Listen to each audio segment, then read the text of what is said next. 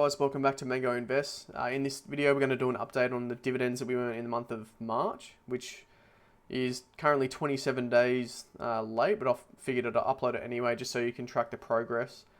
Haven't been very active for a while because decided to go for a holiday to Iceland where we basically road tripped around the entire island. We got to see the awesome waterfalls, got to ride the Icelandic horses, try the food, the coffees, the pastries, and we got a 1 day layover in Copenhagen, Denmark, which was pretty cool as well.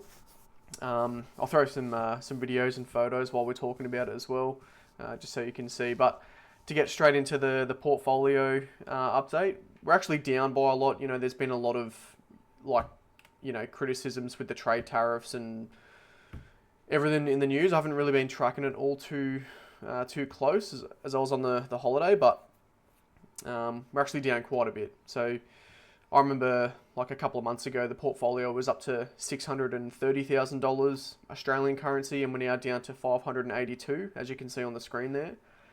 So the total, we're in the negative by over $44,000. Just in the last trading day, we're up by 6.5 grand, and then the cash position sitting at $10,624.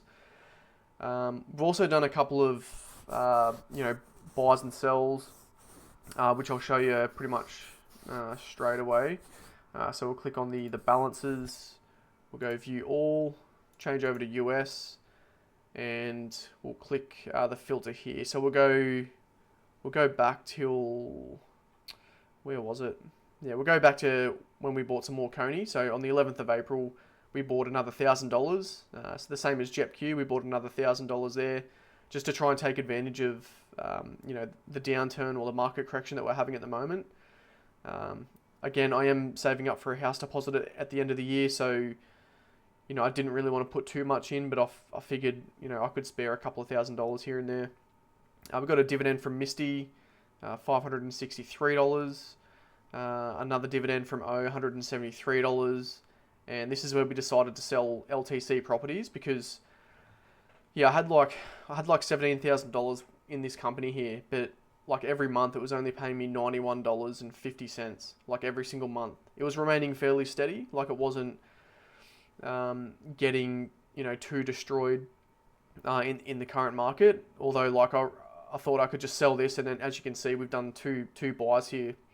$8,000 worth of SCHD and then $9,000 worth of JEPQ, which I feel like it's got a higher dividend yield, and there's some fairly sort of safe like ETFs right there. So I feel like I got some more bang for my buck there. And then a lot of people have been using my referral code when they sign up with Stake. So they'll use ChrisM965 when they first make their account with Stake, and then I get a free GoPro stock. I ended up just selling it because, it's really going nowhere. I figured I could just use the money to fund that cash position there. But we'll click over to the filter. We'll click dividends, and then we'll click the date range. And we'll go back to March, and we'll just see how we did for that month over there. And again, we started out with the LTC properties, which again, like they're only paying me $91.50. I've had that company for would have been like plus over 4 years, but decided to let them go and then to really consolidate all the funds into SCHD and JEPQ. And MRNY, again, a YieldMax ETF, got me $623. With all the YieldMax ETFs lately, because they're on a massive downturn, they're paying less, so it's pretty disappointing to see. But again, that's the risk you're going to take when you're going to purchase these YieldMax ETFs. But again, $623, it's really not too bad. QYLD, $567. JEPQ, $506. The next payment we get from these guys, given that I've put in that extra $9,000, is going to be a lot bigger, which is good. Coney, again, pretty disappointing dividend, $865 US, given that the amount of money that I've got into the company there. AGNC, a real estate investment trust, I still own a lot of this company, $709 with that one. Microsoft, $22. Again, I'm getting next to no dividends with Apple and Microsoft because, as within the last sort of few months, they've risen in price. I've incrementally sold off to get those profits to put into higher paying dividend companies, but also keep a little bit of the cash as well. So that's why I'm not getting too much dividends with those guys. Realty Income Corporation paid me $173. Misty, $580. And then again, MRNY in the same month paid me again of $493, which is, almost like, $150 less roughly, give or take, which is pretty annoying to see, but again, that's the risk you take when you get these yield max ETFs. So a lot of dividends, a pretty good month, I'd say. And we'll just have a look at the spreadsheet. This is where I put in all the monthly dividends, and then it comes up with a graph. So we'll just look straight into it. So this month in March we got $4,634, and if we were to make any comparison to last year, we'll go March of 2024, we got 1,486. So again, I haven't really invested like all that much within the last year. It's really just a case of heavily investing into the yield max ETFs. So not going overboard. I'm not putting all of my eggs in one basket. I'm just having a bit of a dip into the higher paying companies there. But I still have most of my funds in JEPQ, QALD and SCHD. So I'm still on the safer side, if that makes sense. Like if I was to lose all of the funds in like Coney and MRNY and Misty, it wouldn't really affect the portfolio too much. I just wouldn't be getting that much dividends. So yeah, to finish out the month, $4,634.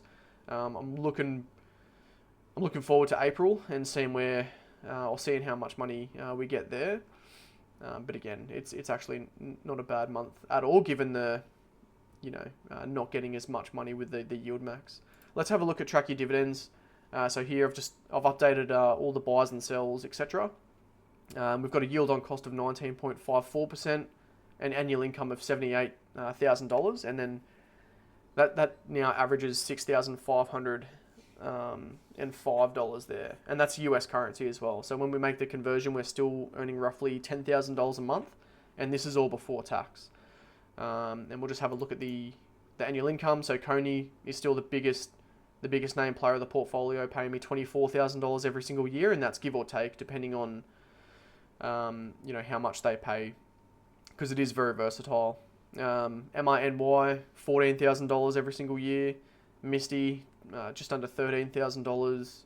AGNC, 8.5. JEPQ, 7.3. So those are the big name plays within the portfolio, and then obviously we've got all the other technology stocks that don't really pay a whole lot. And this is the expected dividend. So in April, we're projected to get $3,715.